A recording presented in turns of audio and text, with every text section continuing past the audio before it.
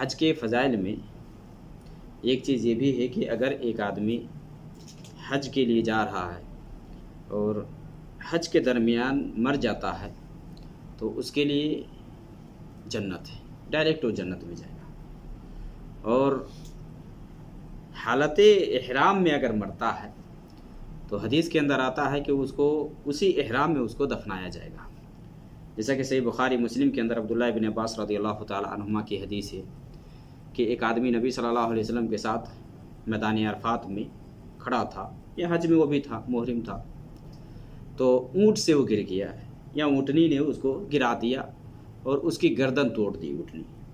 اونٹنی نے اس کے گردن توڑ دیے، تو پھر نبی صلی اللہ علیہ وسلم نے کہا کہ اس کو بیری کے پتے اور پانی سے غسل دو، پانی اور بیری کے پتے سے غسل دو۔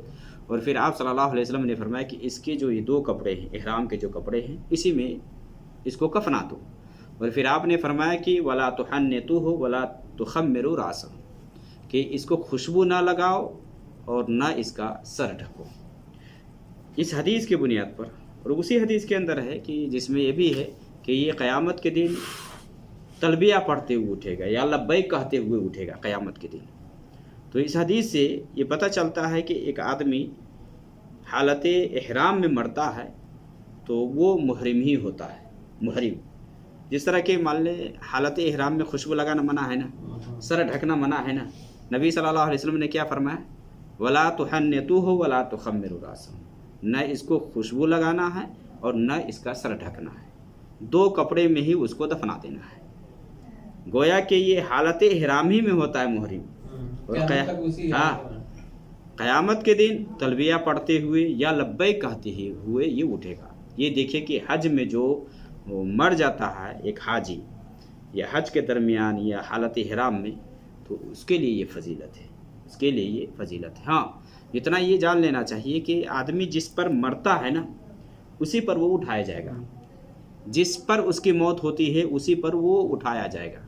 اور بدلہ تو مان لے عمل کے حساب سے ہے نا، آدمی جیسا عمل کرے گا اسی حساب سے اس کو بدلہ ملے گا نا، جو جیسا عمل کرے گا اسی کے حساب سے اللہ تعالیٰ بدلہ دے گا نا۔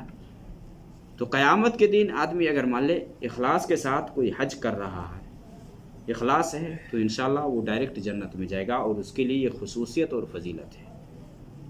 اور چونکہ بہت سارے لوگ کہتے ہیں کہ آپ دیکھتے ہیں کہ جو حج میں مر جاتے ہیں ان کے سر جب ڈھکے ہوئے نہیں ہوتے، کہتے کیا وجہ ہے، ان کے سر کھلے ہوئے ہیں نا۔ تو یہ دیکھیے، ہاں، یہ لا علمی کی علامت اور پہچان ہے۔ اگر حاجی ہے، حالت احرام میں ہے، تو جب وہ مرے گا تو اس کا سر نہیں ڈھکا جائے گا، اس کا سر کھلا ہوتا ہے۔